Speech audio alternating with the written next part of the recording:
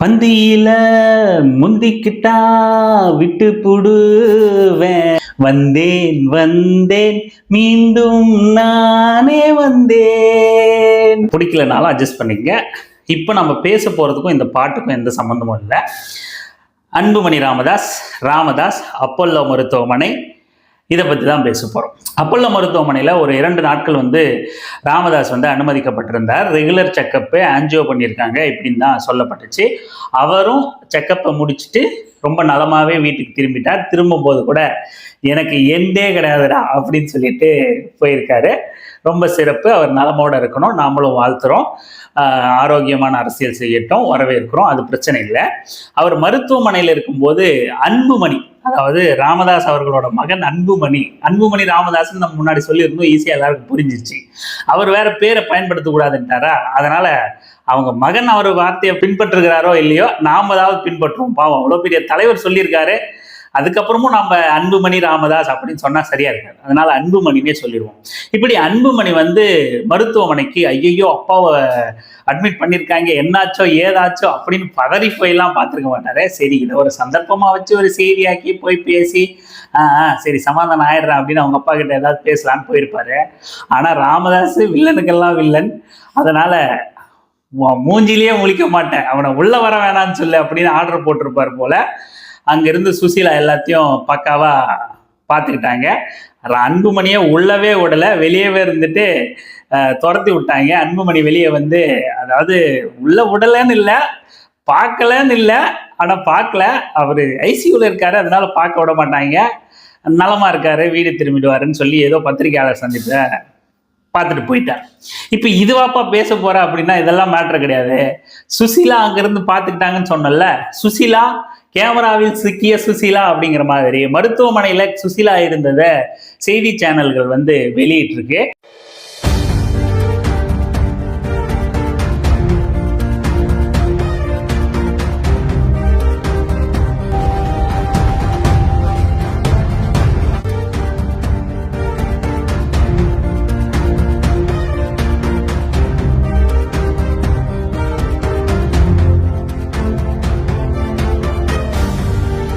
இருந்தாலும் என்னன்னா அதை வட்டம் போட்டு டட்டன் டட்டன் டட்டன் அப்படின்னு ஒரு மியூசிக்கை போட்டு காட்டாம அப்படியே அந்த பார்த்துங்க, நாங்க கவர் பண்ணி கொடுக்குறோம், பார்த்துங்க, சிஎன்ஆர் சொன்னதெல்லாம் இதனால எல்லாம் உண்மைதான், இந்த பாருங்க வெளிப்படையாவே இருக்காரு அப்படின்னு உண்மைதான் அவரே அது தெரிஞ்ச விஷயம்தான்.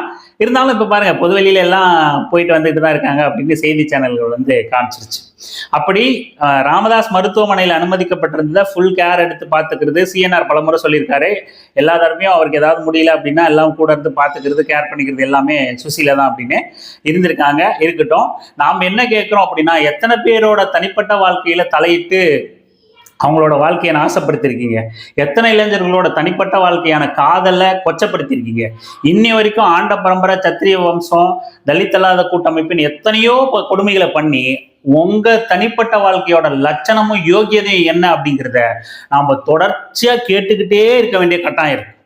நீங்க ஊரா வீட்டு தனிப்பட்ட வாழ்க்கையெல்லாம் பேசும்போது, அவனோட தனிப்பட்ட வாழ்க்கையெல்லாம் அரசியலாக்கி சோறு தின்னும் போது, உங்களோட தனிப்பட்ட வாழ்க்கையோட யோகியதை இதுதான் அப்படின்றத நாம தொடர்ச்சியா யார் கேட்டாலும் கேட்கலனாலும் கேள்வி கேட்க வேண்டிய தார்மீக கடமையும் பொறுப்பும் அரசியல் வெங்காயத்துக்கு இருக்கு. அதனாலதான் செய்தி சேனல்கள் படம் பிடிச்சு காட்டின அங்க சுசீலா நின்று ராமதாஸை டேக் கேர் பண்ணிக்கிட்டு இருந்ததை நாம இங்க பேச வந்திருக்கோம்.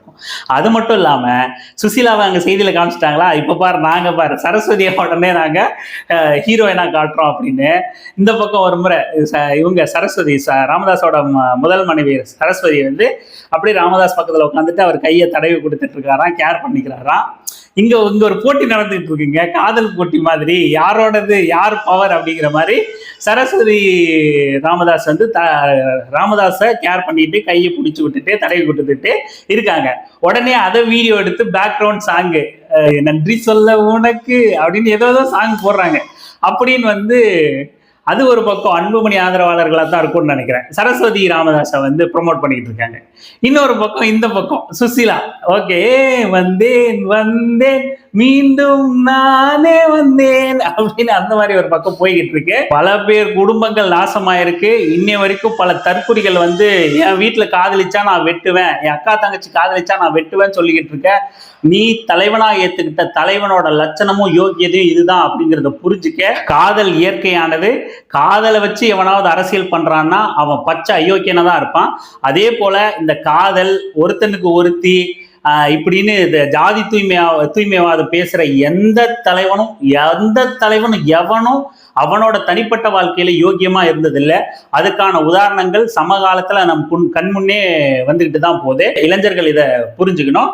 இந்த ராமதாஸ் அவர்கள் மருத்துவமனையில் இருந்ததுல கூட அண்ணன் திருமா வந்து நாகரிக அரசியல், இந்த அவர் மருத்துவமனையில் இருந்ததை தமிழ்நாடு அரசியல் அவ்வளவு நாகரிகமானது, நயமானது அப்படிங்கிறத புரிஞ்சுக்கிற மாதிரி முதலமைச்சரை எவ்வளவு கடுமையா ராமதாஸ் விமர்சிச்சிருந்தாலும் முதலமைச்சர் போய் நேர்ல சந்திக்கிறாரு, துணை முதலமைச்சர் நேர்ல சந்திக்கிறாரு, அண்ணன் திருமாவளவன் வந்து கால் பண்ணி நலம் விசாரிக்கிறாரு. இப்படி ஒரு ஆரோக்கியமான முதிர்ச்சி அடைந்த அரசியல் சூழல் வந்து தமிழ்நாட்டில் இருக்கு. எதை அரசியல்ல தலைவர்கள் கிட்ட நம்ம எடுத்துக்கணுமோ அதை கவனிங்க.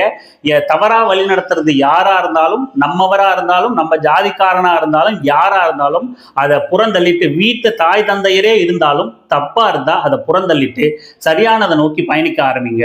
தொடர்ந்து பேசலாம். தொடர்ந்து இணைந்திருங்கள் அரசியல் வெங்காயம் சேனலுடன். நன்றி, வணக்கம். ஆண்ட பரம்பரை என்னும் ஜாதிய மனநோய்க்கு எதிராக நாம் களம் காணுவது இன்றியமையாதது என்று நீங்கள் கருதினால், தங்களுக்கு வாய்ப்பு இருந்தால் நமது அரசியல் வெங்காயம் சேனல் வளர்ச்சிக்கு நீங்களும் பங்களிக்கலாம்.